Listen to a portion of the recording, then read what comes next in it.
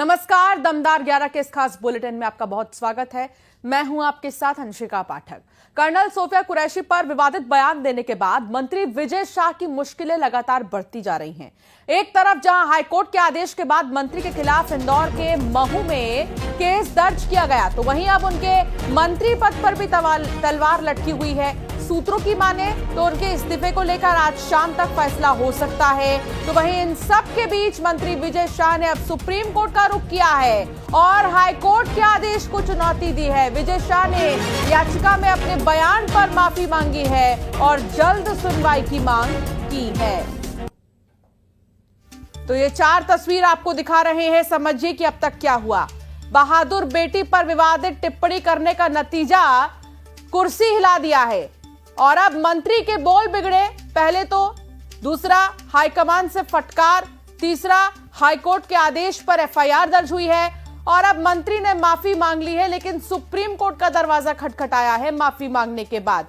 लेकिन सवाल यह है कि सुप्रीम कोर्ट का दरवाजा खटखटाएंगे मंत्री, चाहे जो करें, कुर्सी क्या जाएगी? सवाल यही है कि कुर्सी बचेगी या जाएगी, पद पर रहेंगे या हटा दिए जाएंगे। देश की बेटी का अपमान विजय शाह ने किया और इस विवादित बयान की टाइमलाइन क्या है, इसे भी देखिए।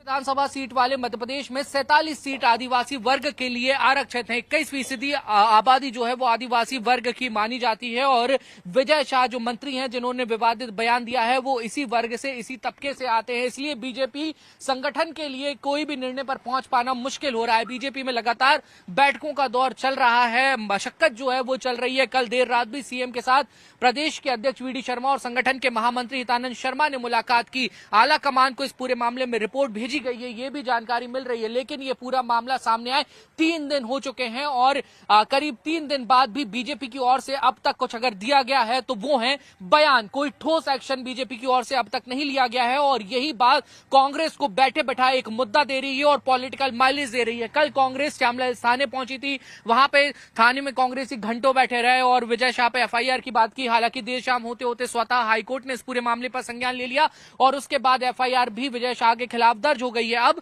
विजय शाह ने सुप्रीम कोर्ट का दरवाजा खटखटाया है, लेकिन इस सबके बीच मध्य प्रदेश में सियासी उठापटक जारी है। कांग्रेस का ये कहना है कि हम लोग शांत नहीं बैठने वाले हैं जब तक मामला दर्ज नहीं होगा, जब तक सेना का जो अपमान करने का काम विजय शाह ने किया है उसके ऊपर कार्रवाई नहीं हो जाती। लगातार विरोध जारी रहेंगे। प्रदेश व्यापी विरोध की बात भी आज कांग्रेस कर रही है। बहरहाल देखना होगा कि असमंजस की स्थिति में पड़ी बीजेपी और बीजेपी का संगठन अब इस पूरे चौतरफा दबाव में क्या कुछ निर्णय लेता है। इस सबके बीच विजय शाह के बंगले के बाहर जो सिक्योरिटी है वो बढ़ा दी गई है संभावित विरोध के मद्देनजर, क्योंकि कांग्रेस के नेता यहीं पहुंचे थे।